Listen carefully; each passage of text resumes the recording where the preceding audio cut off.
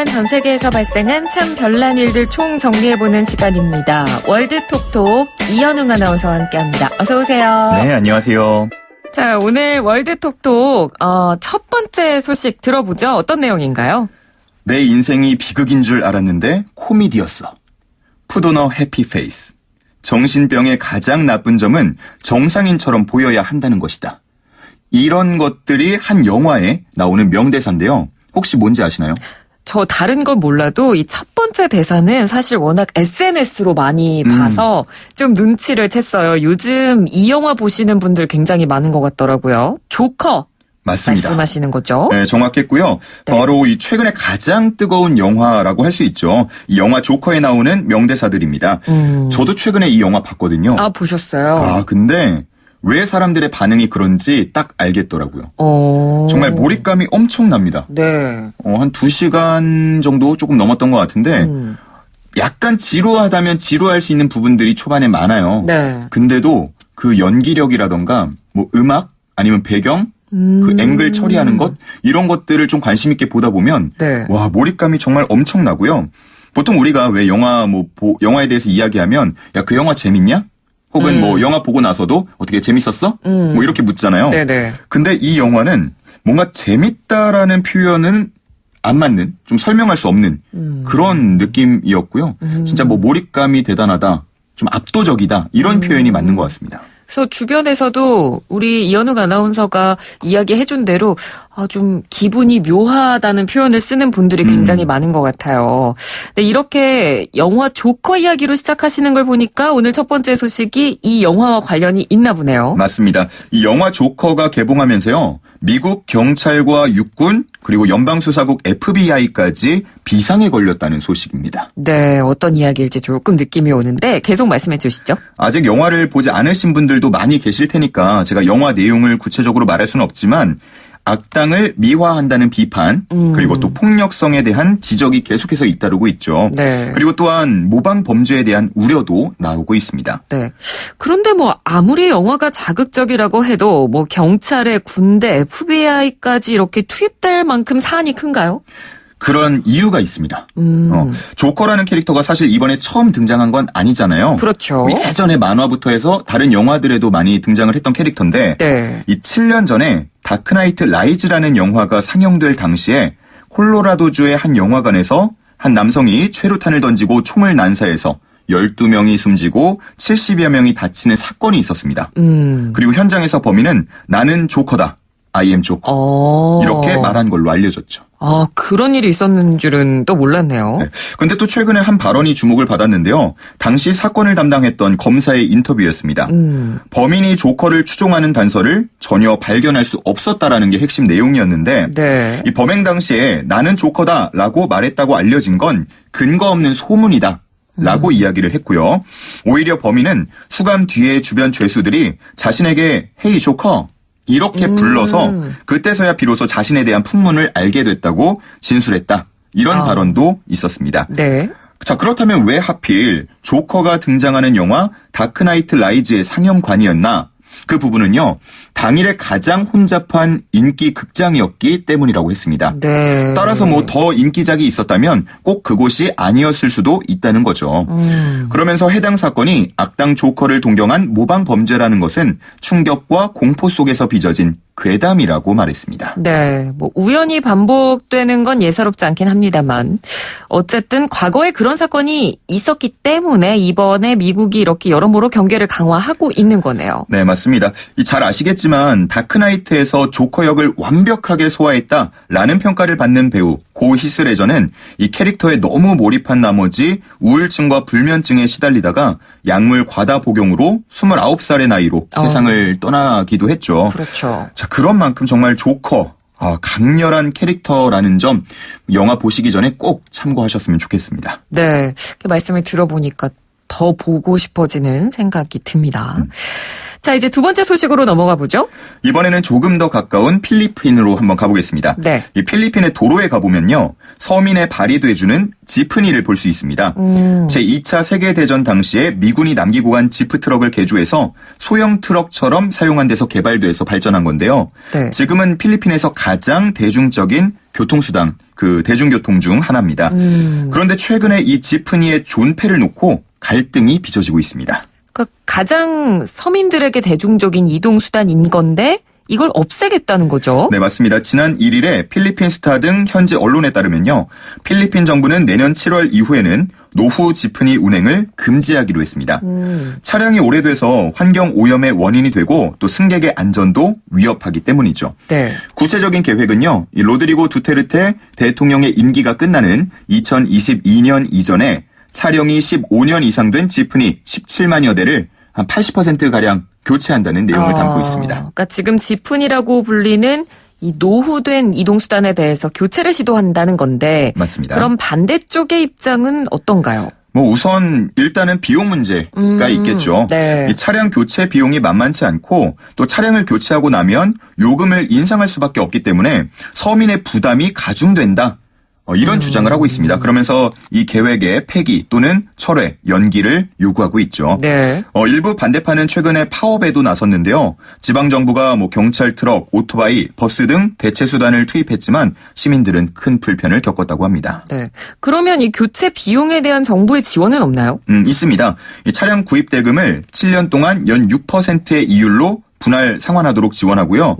또 교체 대상 지프니의 소유주에게 대당 8만 페소, 그러니까 우리 돈으로 하면 약 185만 원 정도의 보조금을 지급하겠다고 밝힌 상태입니다. 네. 뭐 전액 지원 이런 게 아니라면 근데 뭐 이 지프니를 운영하고 현재 잘 운영하고 있는 사람들 입장에선 어쨌든 추가 지출이 생길 수밖에 없으니까 마음에 안 든다 이거죠.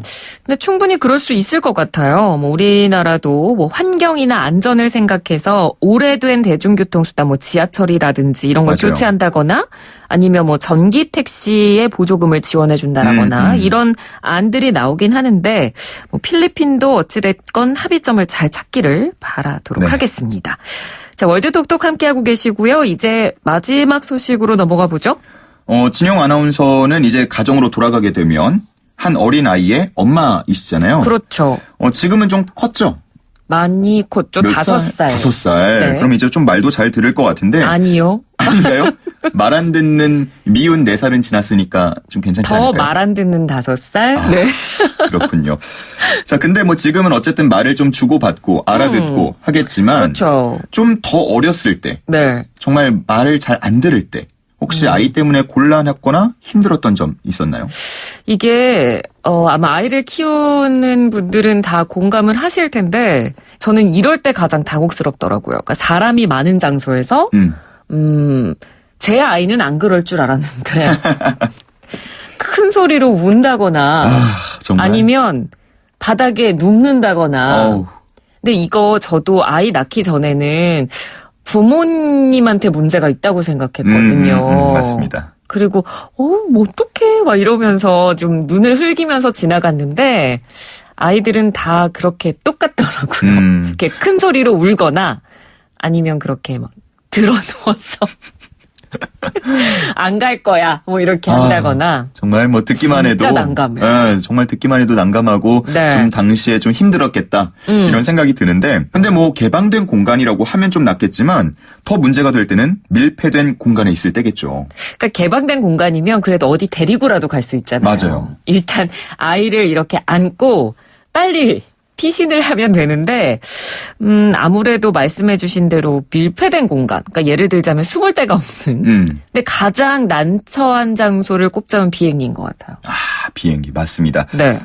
저도 뭐 그 누구보다도 그 비행기의 맞다. 아이 울음소리에 대해서 잘 알고 있습니다. 이현웅 아나운서는 또 전직 승무원이시니까 그렇죠. 그런 상황 대처법 같은 게 혹시 승무원 교육받을 때 있나요? 있죠. 일단 기본적으로는 아이를 좀 달래봅니다. 승무원이 나서서. 네, 그렇죠. 네. 뭐 물을 주거나 오렌지 주스 아니면 좀 이렇게 좀 달콤한 것들 있죠. 네네네. 기내에 있는 모든 것들을 활용해가지고 네. 아이를 좀 달래봐요. 뭐 이렇게 종이컵 2개를 포개어가지고 그 안에 뭐 예를 들어 과자 같은 걸 넣고 흔들면 소리가 나잖아요. 장난감 같이. 네. 뭐 그런 것도 좀 통할 때가 있어요. 오, 딸랑이처럼 쓰는 거군요. 그렇죠. 그런 것도 좋고요. 근데 그렇게 해서 정 안 될 경우에는 이제 주변 승객의 양해를 구하기도 하고요. 아니면은 부모님께 정중히 요청을 해서 네. 좀 그 승무원들이 일하는 공간, 갤리라고 부르는 곳으로 조금만 이제 자리를 옮겨와 달라 뭐 이렇게 이야기하는 경우도 있습니다. 자, 근데 최근에요. 이 JAL이라고 부르는 일본 항공이요. 아기 표시제 예매 시스템을 도입해서 이게 또 논란이 되고 있더라고요. 그러니까 아기들이 어디에 타는지 미리 표시를 해놓는다는 얘기죠? 그렇습니다. 이 2세 미만 2살 아래의 아이를 동반한 승객이 좌석을 예매하면요. 다른 승객들이 예약을 할 때 그 화면에 아기 모양 아이콘을 자동으로 뜨게 하는 시스템입니다. 아, 네. 그러니까 뭐 민감한 사람들은 알아서 자리를 피해서 예매해라. 뭐 이런 뜻으로 볼 수 있겠죠.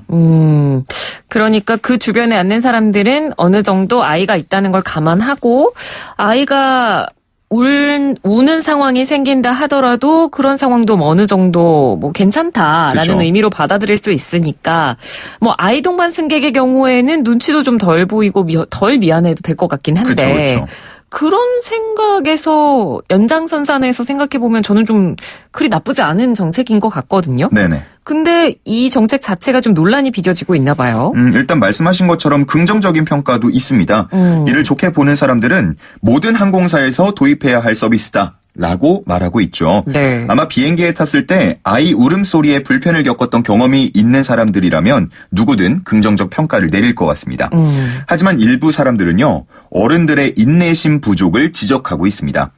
우리 모두는 언젠가 아이였다. 관용을 베풀어야 한다라면서 그러면 아이뿐 아니라 뭐 잘 때 침을 흘리는 사람, 방귀 냄새가 독한 사람, 아니면 뭐 땀을 많이 흘리는 사람, 땀 냄새가 심한 사람, 뭐 술을 많이 마시는 사람 이런 것들 모두 좌석 표시제를 도입해야 하지 않겠냐 이런 질문을 되려 던지고 있죠. 이런 부분을 또 들으니까 어느 정도 공감은 가는데 뭐 어찌됐건 아이 울음소리가 그렇게 듣기 좋은 소리도 아니고 뭐 비행기에서 쉬고 싶은 분들도 많으니까 뭐 어느 정도 저는 그래도 괜찮은 절충안이라고 생각하는데 또 어떻게 보면 논란이 될 수도 있고 네, 좀 생각이 많아지는 부분이긴 하네요. 네, 개인적으로 그냥 저는 경험에 비추어 봤을 때 네. 이 비행기라는 특성을 좀 감안한다면 저는 좀 좋게 보는 그런 입장입니다.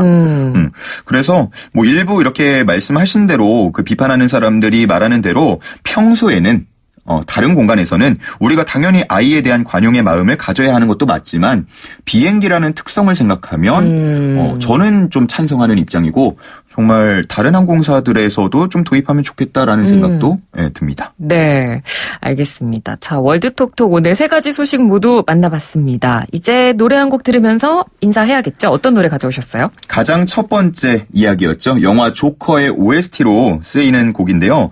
프랭크 시나트라의 That's Life라는 곡입니다. 분위기가 뭐 조커 영화와는 다르게 그렇게 막 어둡진 않아요. 네. 사실 조커가 그렇잖아요. 그냥 대놓고 어둡다기보다는 아까 그 명대사에도 나오지만 밝은 거 코미디 같은데 또 어둡고 어두운데 코미디 같고 뭐 그런 거다 보니까 이 영화 이 음악 분위기도 한번 물씬 느껴보시면 좋을 것 같습니다. 네. 영화 조커 OST 프랭크 시나트라의 That's Life 들려드리면서 이현우 아나운서는 인사 나누겠습니다. 고맙습니다. 감사합니다.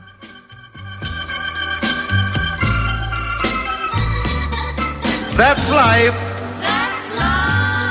That's what all the people say.